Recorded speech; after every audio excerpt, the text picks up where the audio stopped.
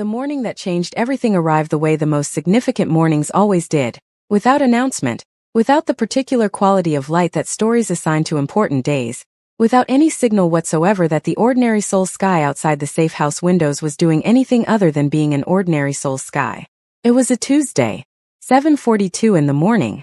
Mila was at the kitchen table in a structured black blazer over a deep burgundy silk blouse, dark tailored trousers and black-heeled boots, her hair pulled back for the first time since the hospital into a sleek low bun that sat at the nape of her neck with the precision of a woman who had decided that today required a different version of herself, not the loose-haired woman of the recovery days, not the woman who had pressed her hands against her mouth in a kitchen while her son talked to her daughter, but the version of herself that had walked into boardrooms for 12 years, and never once walked out of one having lost.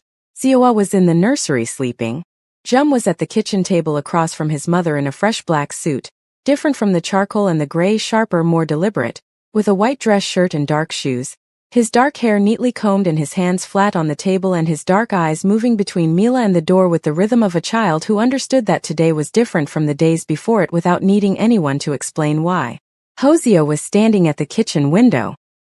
He was in his darkest suit yet, deep charcoal, almost black, with a fine structure to it that made it look like something between a boardroom and a statement white shirt, dark tie, dark shoes. The long dark coat was on the stand by the door. He was looking at the tree-lined street below with his hands in his pockets and his jaw set and his dark eyes carrying the specific quality of a man who has been patient for a very long time and has arrived at the morning where the patience ends. Suyen confirms the filing went through at midnight, Mila said. Her voice was even and clean. Every charge. Every count. The prosecutors have the recording, the financial trail, the database ghost that proves attempted corporate espionage, and the forged signature documentation. They have enough for all five. All five, Hoseo said, without turning from the window. Wu Jin, Yuna, Kang Soo-hyun, Eleanor Kwan, and, she paused for exactly 1 second, and the silent partner. Chairman Park, Hoseo said. The name sat in the kitchen between them. Jum looked at his father's back. Chairman Park Day 1. 73 years old. 40 years in Seoul's financial and social infrastructure. The kind of man whose name appeared on the boards of hospitals and universities and cultural foundations. The kind of man that cities built monuments to while he was still alive because it made him feel permanent and feeling permanent made him easier to manage. The kind of man who had been at Jum's birthday last year with a gift in a white box and a smile that Hoseo had read as warmth, and that he now understood had been something entirely different. Assessment. He had come to Jum's birthday to assess. To look at the boy. To look at Hoseo. To measure the distance between them and calculate whether the leverage being constructed around Mila was going to be sufficient for what he needed. He was at your birthday, Hoseo said quietly. Still at the window. He looked at you and I thought he was being kind. He was calculating, Jum said simply, whether I was someone you would sacrifice things for. Yes, Hoseo said. He got the answer right, Jum said. He simply did not calculate what I would do about it. Hoseo turned from the window. He looked at his son in the black suit at the kitchen table. He looked at Mila in the black blazer and burgundy silk across from him, and something in his expression, in the set of his jaw, in the particular quality of his dark eyes at 7:42 on a Tuesday morning, was the expression of a man who had been building toward this moment and had arrived at it completely. Then let us give him the answer, Hoseo said. Welcome to Black Silk Stories, the home of Afro-Korean stories that hit different. Subscribe, drop a comment and do not go anywhere. This is only the beginning. Suyen arrived at the safe house at 8:15. She was a Korean woman in her early 40s, slim, precise, wearing a charcoal double-breasted blazer over a white blouse, dark slim trousers and pointed black heels, her dark hair in a sharp bob that sat exactly at her jaw, her eyes behind clean-framed glasses that she wore with the authority of someone who had decided that glasses were not a concession to anything but simply the most efficient way to see everything she needed to see. She came through the door with a briefcase in one hand and a tablet in the other, and she looked at Mila and said, "It is moving." "Tell me," Mila said. Suyen sat at the kitchen table. She opened the briefcase. She laid 4 separate document folders on the table surface, each one tabbed and color-coded with the specific organization of a woman who had been preparing for this morning for 2 days, and intended to execute it without a single wasted motion. The Seoul prosecutor's office received the full filing at midnight as confirmed, she said. They have been building their own case against Eleanor Kwan's Korean operations for 14 months. Our recording, combined with the financial trail I found in the corporate espionage documentation, gave them the final 3 pieces they needed. They moved this morning at 6. Kang Soo-hyun, Hoseo said. Taken into custody at 6:17, Soo-hyun said. At his apartment. He was apparently still in his robe. He did not resist. Something moved through the kitchen. Not satisfaction exactly. More specific than that. The particular feeling of a thing that has been wrong for a very long time being corrected. Woo-jin, Mila said.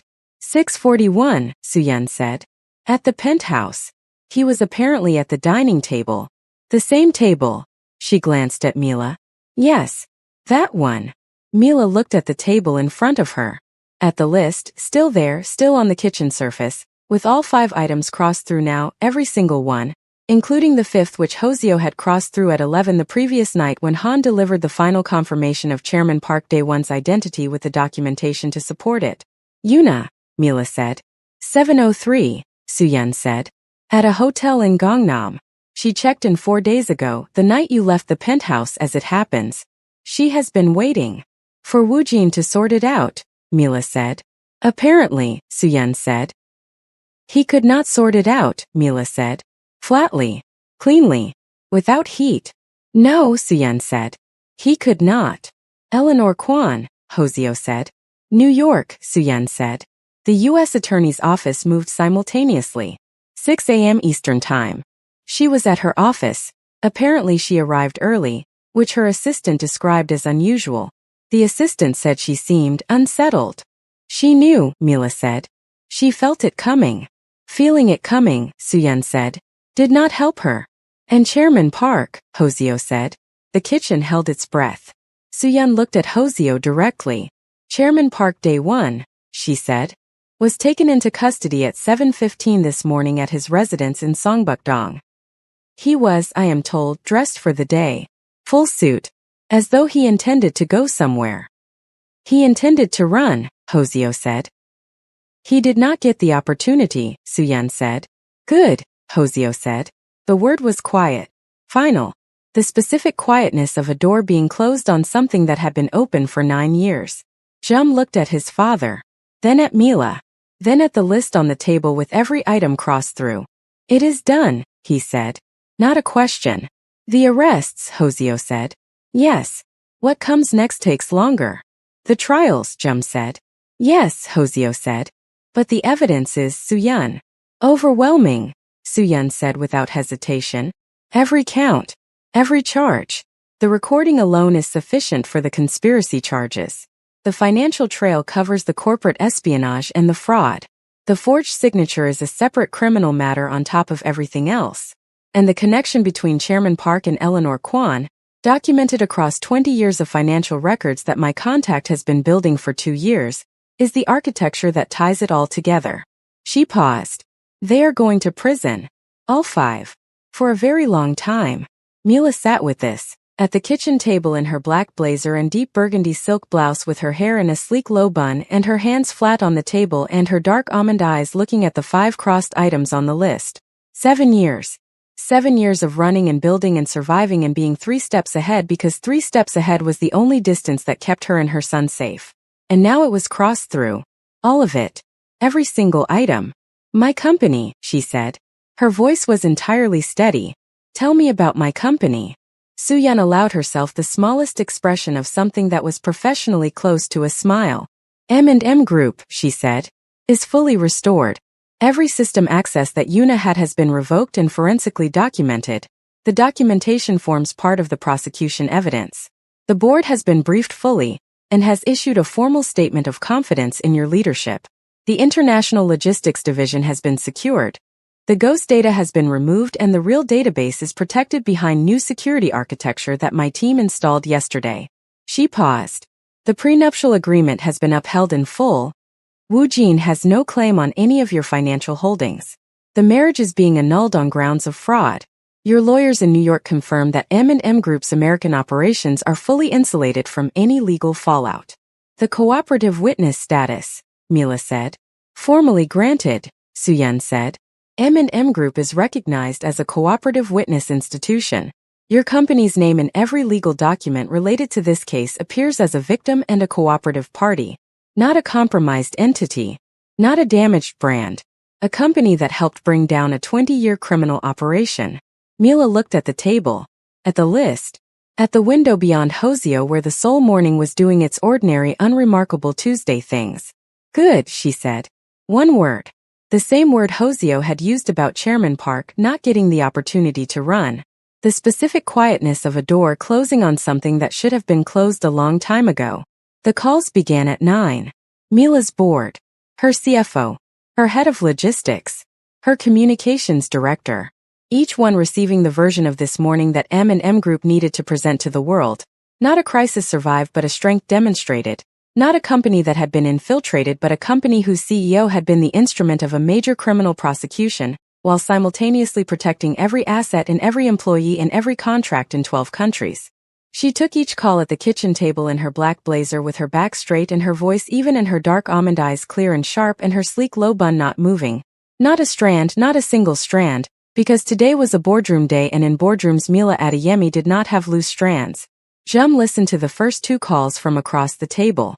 Then he got up quietly, smoothing the front of his black suit jacket with both small hands, and walked to the sitting room.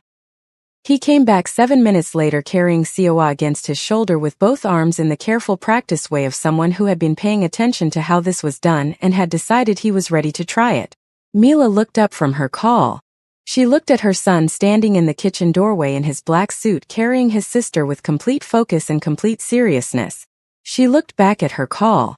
Yes, she said into the phone. The Q3 projections stand. We are not revising them. We are expanding them. Jum carried Soa to the chair at the kitchen table and sat down and settled his sister against his chest and looked at her with those serious dark eyes and said very quietly, "Today is a good day. In case you are wondering." Sioa looked at him with the unfocused intensity of a 1-week-old, who was not wondering anything specific but found the sound of his voice acceptable. "I thought so," Jum said. Hoseo watched his son from the kitchen doorway. Then he picked up his own phone. He dialed Beck. "It is done," he said when Beck answered. "Yes, boss," Beck said. "I know. How are you?" Hoseo said. A pause. Beck was not accustomed to being asked this. "I am well," Beck said carefully. "Boss Kong. 9 years." "Yes," Hoseo said. "I should have." "No," Hoseo said. Firmly. Cleanly. "You should not have. He was good at what he did. That is not a failure of yours. It is a fact about him." A silence. "Yes, boss," Beck said. "Come to the safe house at noon," Hoseo said. "We are going home today." "Home," Beck said. Like the word required a moment. "Home," Hoseo confirmed. He ended the call. He stood in the kitchen doorway looking at the room, Mila on the phone expanding Q3 projections in a black blazer and burgundy silk, Jum in a black suit holding Sioa and telling her it was a good day, the crossed-out list on the table, Suyun closing her briefcase with the quiet satisfaction of a woman who had done exactly what she came to do. And he thought, not for the first time this morning but with a completeness he had not allowed himself before today. This is what was worth protecting. This specific room. These specific people. This specific Tuesday morning that looks like nothing from the outside and is everything from the inside. Going home was not a simple thing. Not because of logistics. Beck handled logistics the way he handled everything, which was completely and without requiring anyone to explain why things needed to be done before they were done. The vehicles were ready at noon. Jian had confirmed the penthouse was not an option, not because it was unsafe, the threat was neutralized, but because Mila had looked at Hoseo that morning and said, "I am never going back to that penthouse," with the flat, clean certainty of someone closing a chapter so completely that the book itself ceased to exist. And Hoseo had simply nodded because there was nothing to discuss. The question of where home was had therefore become interesting. It was Jum who resolved it. He had come to Hoseo at 10:30 in the morning, still in his black suit, still carrying Sioa with the focused careful attention of someone who had decided this was now one of his responsibilities and intended to execute it with the same seriousness he brought to everything. And he had said, without preamble, "She should come to ours." Hoseo had looked at his son.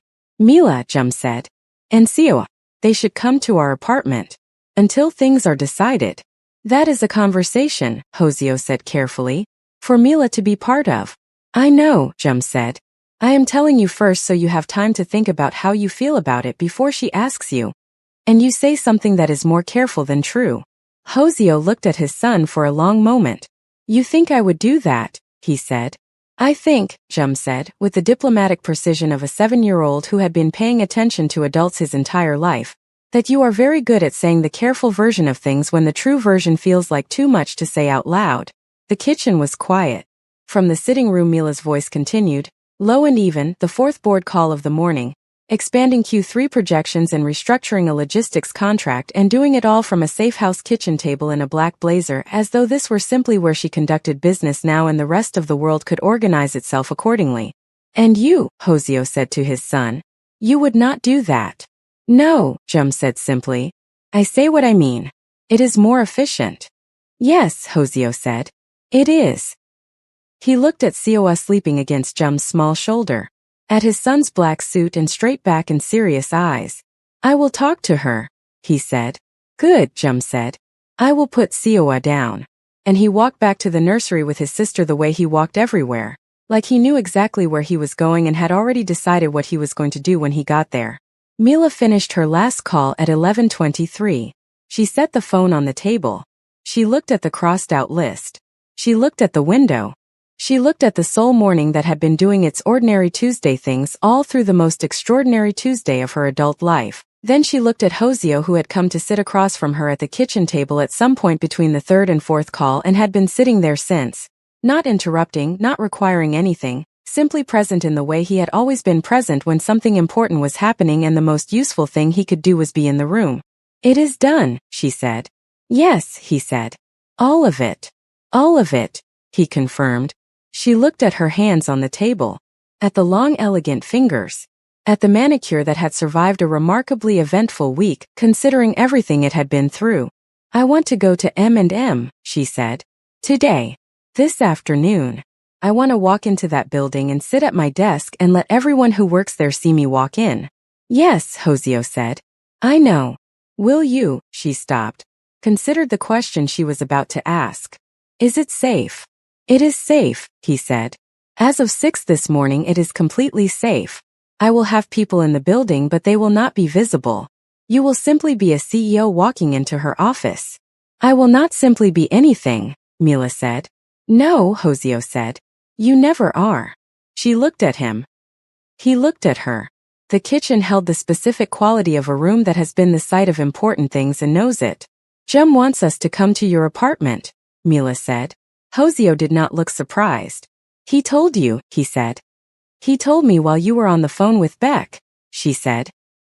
He came to the sitting room doorway in his black suit carrying Sioa and said, I think you should come to ours. Until things are decided. Until things are decided, Hoseo repeated.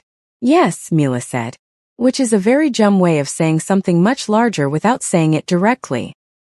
He told me, Hoseo said, that I say the careful version of things when the true version feels like too much to say out loud. Mila looked at him. Does he have a point? She said. A beat. Yes, Hoseo said. He has a point.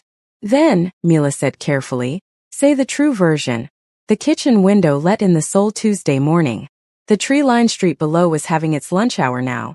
People moving with the particular purpose of midday. The ordinary world assembling and reassembling itself the way it always did regardless of what was happening 8 floors above it. Hoseo looked at Mila.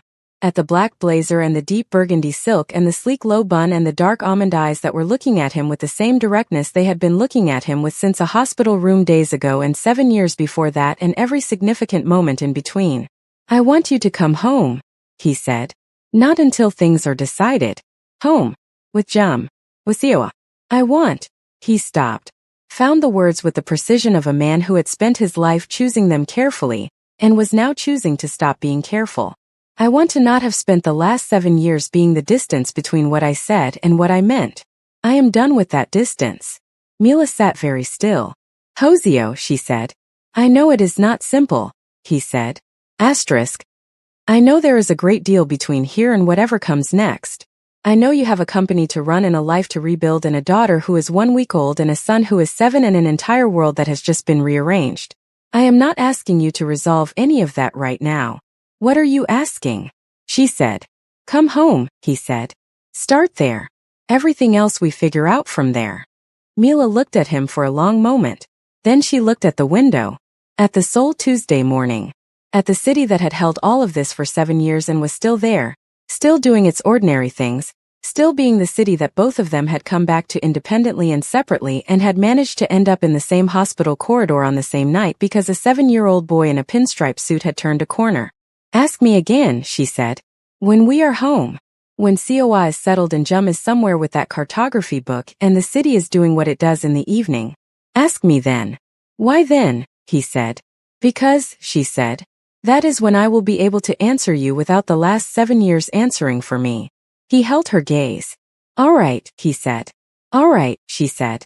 M&M Group occupied the top 4 floors of a glass building in Yeonggu that Mila had chosen years ago because the building faced east, and she had decided that a company built on forward movement should face the direction the day came from.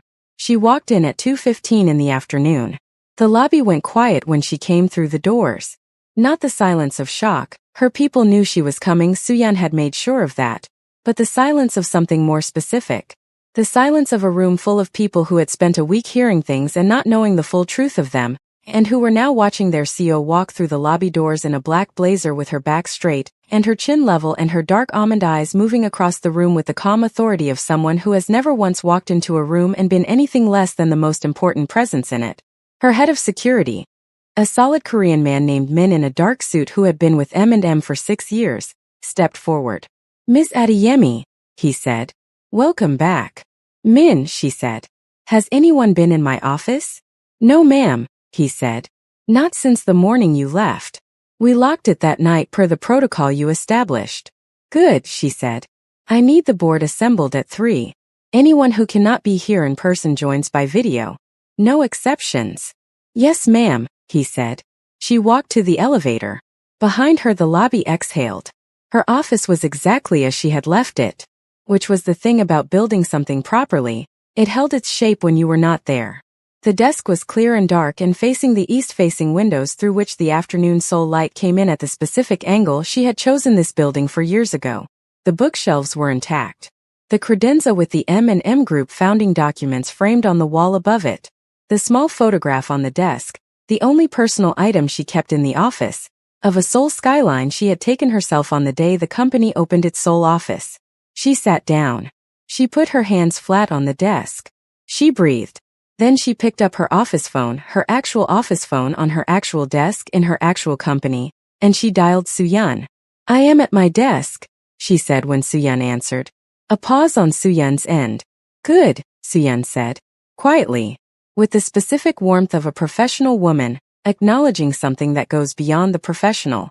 The board is at 3, Mila said. I need you here. I am already in the building, Suyan said. Mila almost smiled.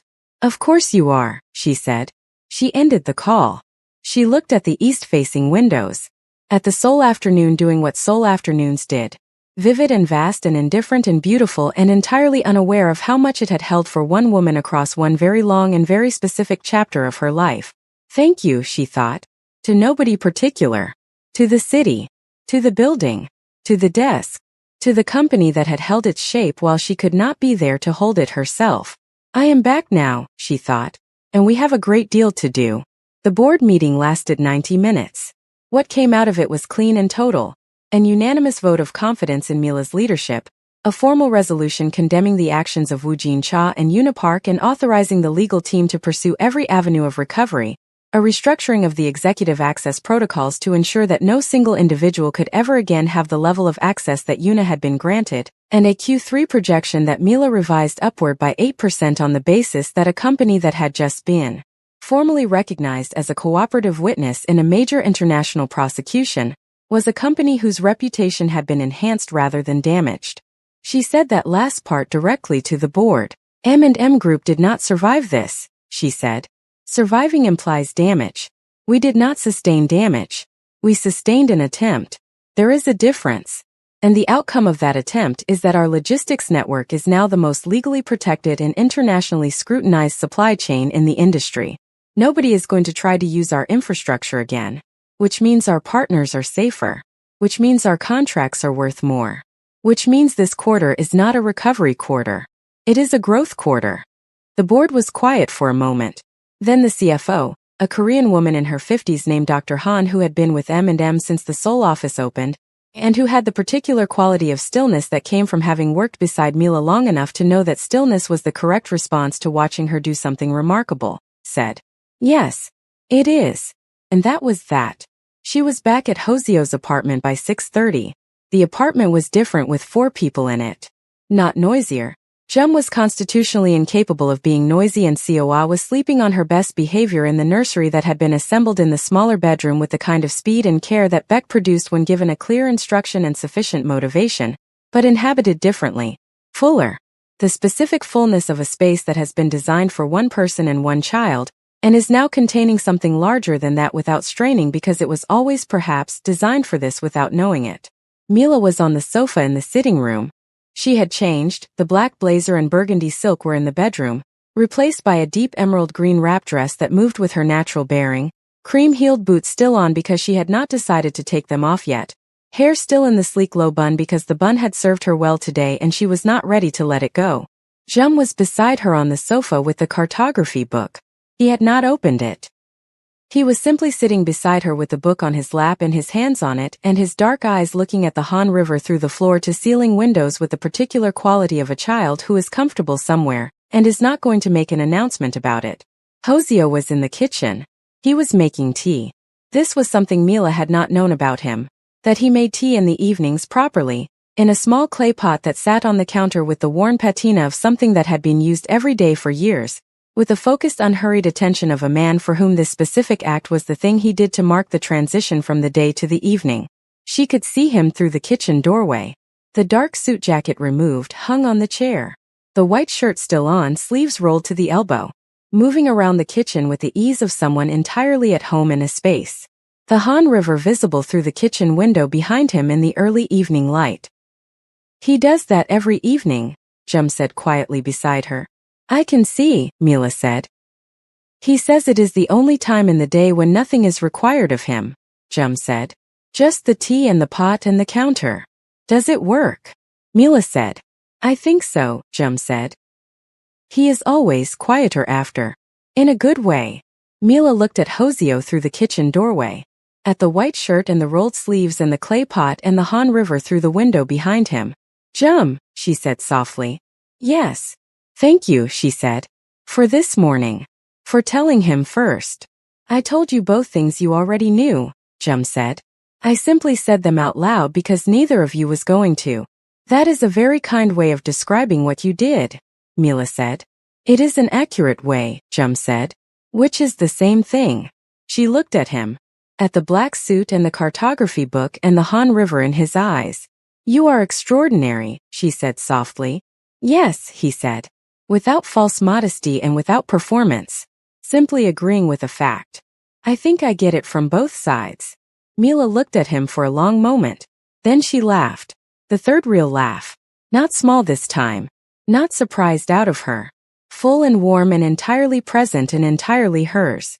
Jum looked at her with the corner of his mouth doing the thing it did. From the kitchen, Hoseo appeared in the doorway with 3 cups of tea on a small tray, 2 full-sized and 1 smaller, which he set in front of Jum with the naturalness of someone for whom this proportion had always been part of the ritual. He sat in the chair across from the sofa. He looked at Mila. She looked at him. The Han River moved outside the window in the early evening light. Slow and permanent and exactly what it always was. "Ask me," she said. He held her gaze.